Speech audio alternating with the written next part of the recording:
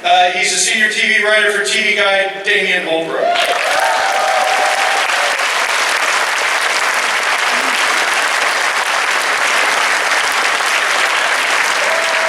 Hey! What's up? Oh my God, look at how many you are! Welcome back to San Diego, guys. How great is it to be back in the scene? I am so impressed with all of you. I gotta tell you, there's a lot of things happening this weekend, but the fact that you were here proves that you have exquisite taste. So thank you for being here, and thank you for that incredible introduction, John. I am so excited to be presenting this panel today because, come on, this show is perfect for Comic-Con. And it's got all of our favorite people, so I'm gonna bring them out right now. We have co-creator and executive producer and writer Darcy Fowler.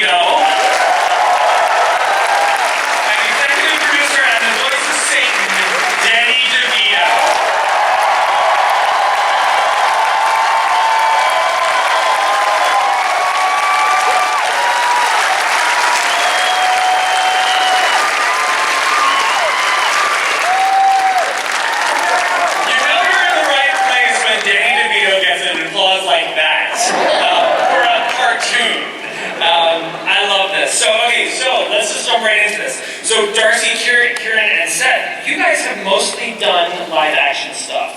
So what is the animation learning curve coming from that world? There's a lot of elements in the learning curve. I think the most thing is like in terms of our imagination with live action, sometimes there's more limitations with live action production, whereas animation we were really able to go all out in ways that we couldn't. That was definitely one of the biggest ones, yeah. Yeah, like in live action it takes a while to rig up a head exploding, but in animation you have incredible artists, some of whom are here today, but it's much easier to explode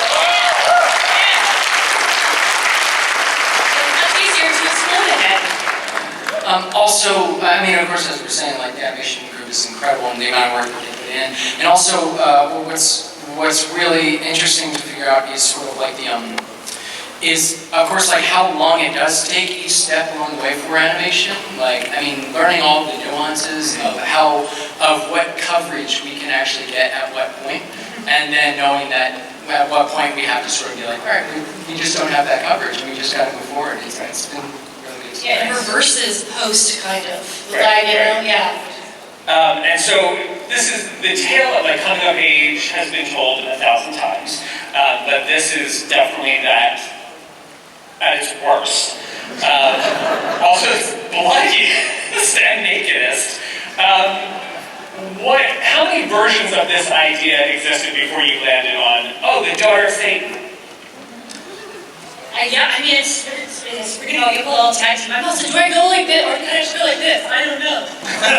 I'll go like this.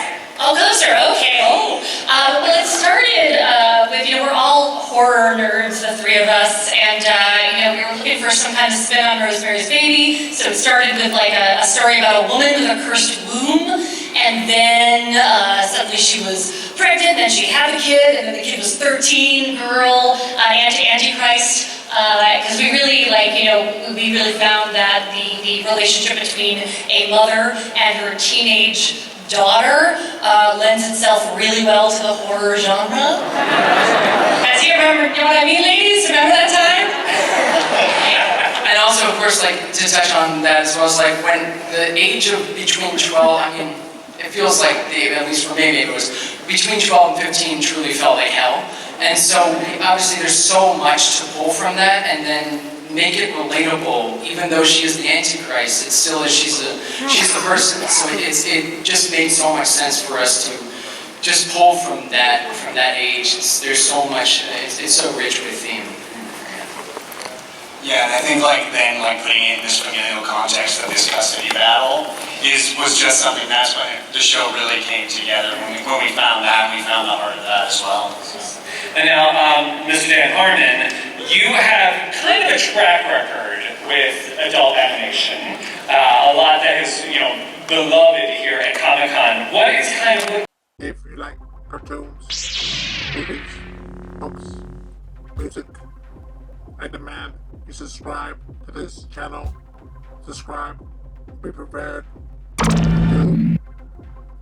Subscribe or be prepared for doom. Do not resist. Do not resist. Subscribe, subscribe, subscribe.